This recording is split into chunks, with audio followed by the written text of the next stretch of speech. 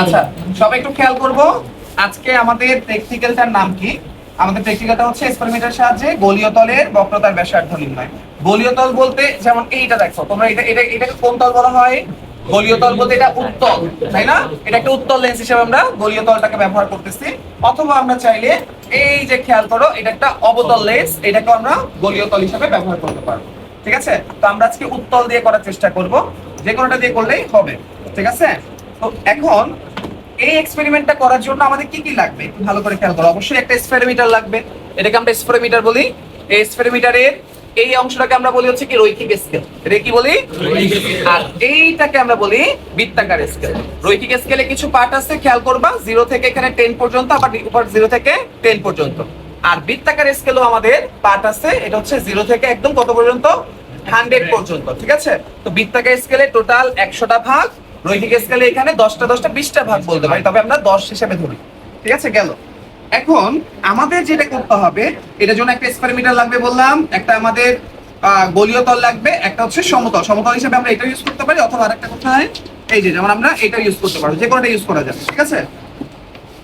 তো আমাদের আরেকটা জিনিস লাগবে, সেটা হচ্ছে মাপঝোঁকের জন্য একটা স্কেল লাগবে, একটা রৈখিক স্কেল।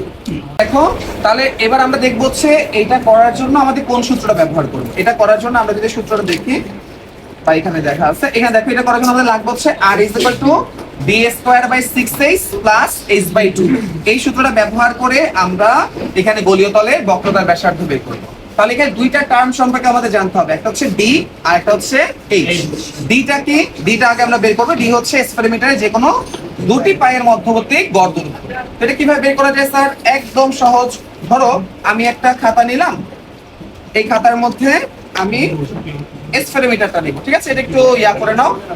স্পেরোমিটার নিব, একটু ভালো করে খেয়াল করো, সবাই খেয়াল করো। তো স্পেরোমিটারটা নিয়ে আমি জাস্ট একটা আলতো করে একটা চাপ দিই। চাপ দিলে খেয়াল করো, আমি এখানে কয়েকটা বিন্দু পাচ্ছি না স্যার? আমি যদি এখানে মার্কিং গুলো করি, যেমন এই যে আমাদের বিন্দু পাইছি আমরা, একটা হচ্ছে এইটা, একটা হচ্ছে এইটা, দেখা যাচ্ছে, এবং একটা হচ্ছে এইটা। তিনটা বিন্দু পাচ্ছি না? এই তিনটা বিন্দুকে আমি যোগ করি, ওই আমরা স্কুল লেভেলে যেভাবে করতাম। যেমন এই বিন্দু থেকে আমরা এই বিন্দুটা যোগ করি, এই বিন্দু থেকে এই বিন্দুটা যোগ করি, এই বিন্দু থেকে আমরা এই বিন্দু যোগ করি। সবাই কি বুঝতে পারছি প্রসেসটা? তাহলে সবাটাকে আমরা কি করলাম?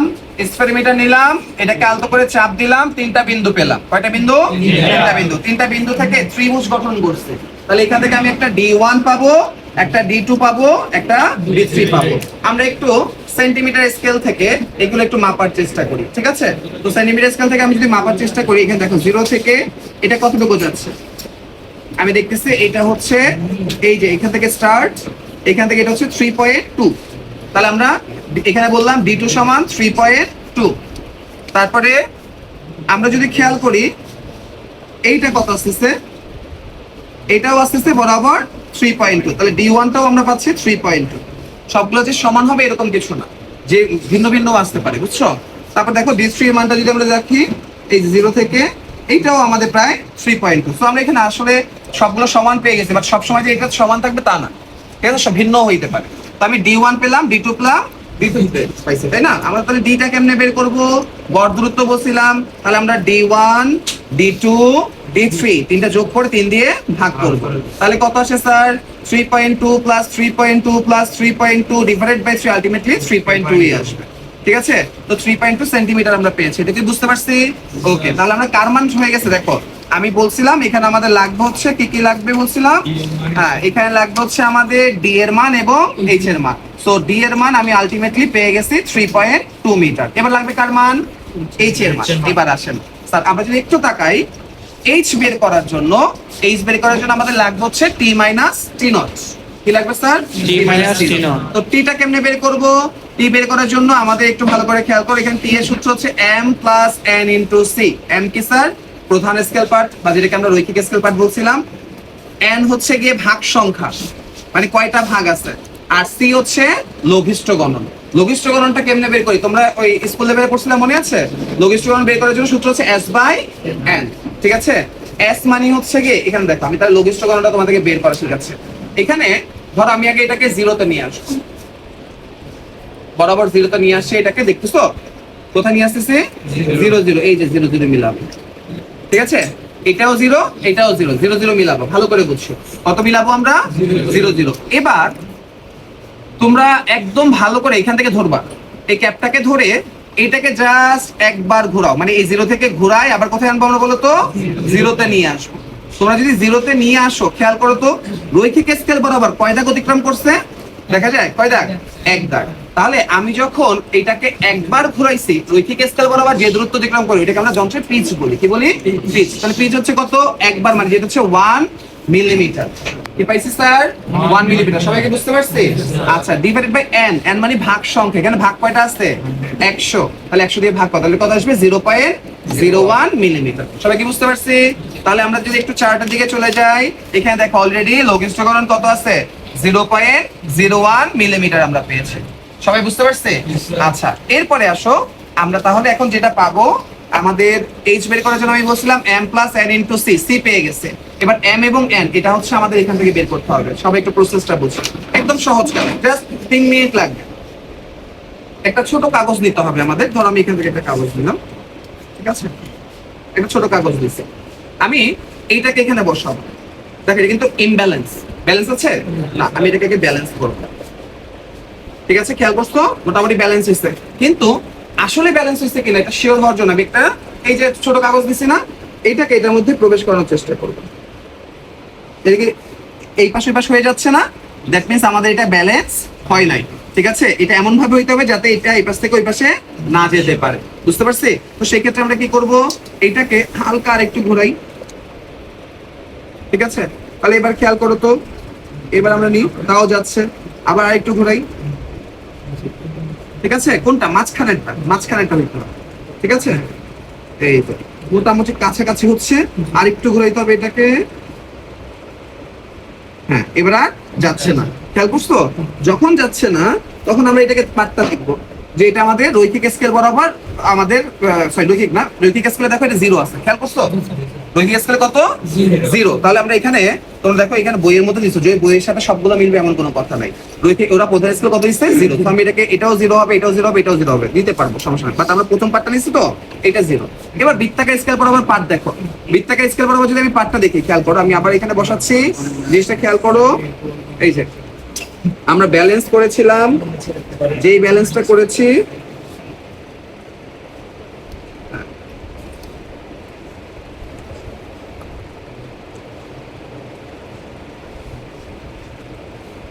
এই যে মোটামুটি আমাদের হালকা এদিক করলে হয়ে যাবে। হ্যাঁ, দেখ কততে রৈখিক স্কেল বরাবর কত দেখো তো, তোমাদের পার্টটা দেখা যায় কিনা? বৃত্তাকার স্কেল বরাবর 0, আমাদের রৈখিক স্কেল বরাবর 0 ছিল, কিন্তু বৃত্তাকার স্কেল বরাবর কত? এই যে এখানে দেখো পার্টটা দেখো, 10 11 কত দাগ? 11 দাগ। এটা 10, এখানে 1 দাগ উপর, তাহলে এখানে আমরা কত দিব? বৃত্তাকার স্কেলে একটা 11 দিব। প্রথম পার্টটা বুঝছি সবাই? তাহলে আমরা এখানে প্রধান স্কেল পার্ট পেলাম, বৃত্তাকার স্কেল পার্ট পাইলাম, লঘিষ্ঠকরণ আমরা পেয়ে গেছি। তাহলে এখানে m plus n into c বের করতে পারবো কিনা? m কত? 0, 0 এর সাথে n, n হচ্ছে কি কত? 11, 11 এর সাথে c গুণ করবা। ক্যালকুলেটর নাও, 11 ইনটু 0.01 দাও, তাহলে নিশ্চয়ই এটা কত আসছে? 0.011, রাইট? না 0.11 0.11। আচ্ছা, তাহলে 0.01 কে আমরা যদি 11 দিয়ে গুণ করি এটা হচ্ছে 0.11। তাহলে আমরা এটা কি পেয়ে গেলাম স্যার? এটা হচ্ছে আমাদের মোট স্কেল পার্ট, এটা হচ্ছে প্রথম ঘরের জন্য, এটা হচ্ছে 0.11, এটা হচ্ছে প্রথম ঘরের জন্য। এইভাবে দ্বিতীয়টা বের করবা, এখানে একটা পার্ট আসবে, তৃতীয়টা বের করবে, এখানে একটা পার্ট আসবে। কথা কি বুঝতে পারছি? এই তিনটা যেটা পার্ট আসবে, এই তিনটাকে আমরা কি করব? গড় করব। গড় করলে আমি এইখানে যে মানটা পাবো স্যার, এটা হচ্ছে আমাদের কার মান বলেন তো? এই মানটা হচ্ছে আমাদের টি নট এর মান। কার মান স্যার? টি নট এর মান। তাহলে বুঝতে পারছি? ধরো এটা 0.011 আসছে, আমি যদি সুবিধার্থে তাড়াতাড়ি করার জন্য এখানে দিলাম একটা হচ্ছে 0. মনে করো 12, আর একটা দিলাম 0.13। স্যার একটু ক্যালকুলেট করি, 0.11 প্লাস 0.12 প্লাস 0.13 কত আসতেছে? হ্যাঁ, 0.36 ভাগ 3 দাও, 0.12। তাহলে আমরা এটা হচ্ছে কি করছি সবাই বুঝতে পারছি?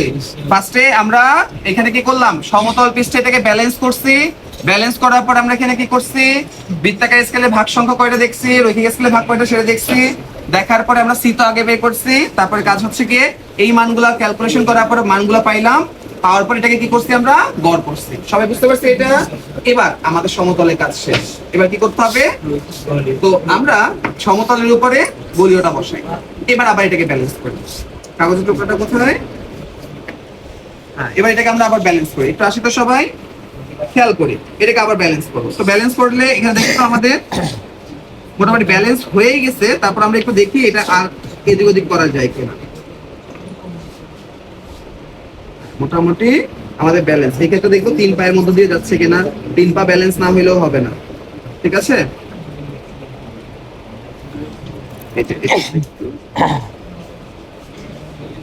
যখন দেখবা এই যে মোটামুটি 3 পা ব্যালেন্স হয়েছে না, এবং আমাদের এটাও ব্যালেন্স হয়েছে না। এবার দেখো সবাই একটু এদিকে তাকায়। এবার এই অবস্থায় কোনো নাড়াচাড়া না করে তোমরা দুইটা পার্ট নিবা। একটা হচ্ছে বৃত্তাকার পার্ট, দেখো কত আমরা দেখতেছি বৃত্তাকার পার্ট হচ্ছে এক ঘর এদিকে আসছে, দ্যাট মিন্স বৃত্তাকার পার্ট হচ্ছে 1। আর রৈখিক পার্টটা কত দেখো তো, এখানে কত 60 70 এর মাঝখানে, দ্যাট মিন্স এটা হচ্ছে 65 66। তো এটাকে আমরা 66 দিব। বুঝে গেছে সবার? তাহলে 66 দিলে এখানে বাকি মানগুলো এভাবে বের করবা। ধরো আমি তাড়াতাড়ি করার জন্য এখানে মানগুলো আমি যদি কাছাকাছি নিয়ে আসি, ধরো একটা নিলাম হচ্ছে 65 আর একটা নিলাম হচ্ছে 67। তোমরা এটা সেম ভাবে নিবা। আমার কথা বুঝতে পারছো সবাই? বৃত্তাকার পার্টটা কিভাবে নিবা, যেটাকে ব্যালেন্স করব, ব্যালেন্স করার পর এটা কোথায় মানটা আসে, কোথায় ব্যালেন্স হয় সেটা দেখবো। রৈখিক স্কেল পার্ট, বৃত্তাকার স্কেল পার্ট দুইটা নেওয়া হলো।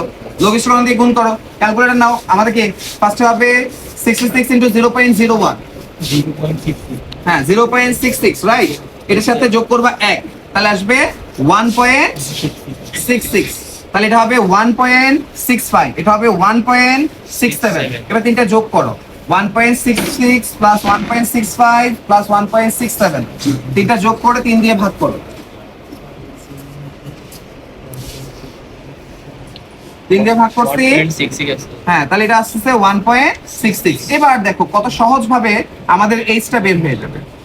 এইচটা কিভাবে বের করব? টি থেকে টি নট, মানে যেটা আমাদের মানটা বড় আসছে এটা বিয়োগ করো। 1.66 মাইনাস 0.12, তাহলে কত আসে? 1.54। তাহলে এটা আসছে মিলিমিটার এককে। কোন এককে স্যার? এটাকে সেন্টিমিটার নেওয়ার জন্য আমাদের কি করতে হবে? 10 দিয়ে ভাগ করো, কত আসে? 0.154। তাহলে আমরা এটা কিসের মান পেয়েছি স্যার? এইচ এর মান পেয়েছি। এবার আসো, আমাদের কাজ শেষ। আর এর সূত্র কি ছিল? D square. ডি কত পেয়েছিলাম? 3.2 সেন্টিমিটার। তো এটাকে মিলিমিটার নিলে এটা কত আসবে? 32 সেন্টিমিটার, স্যার 32 মিলিমিটার।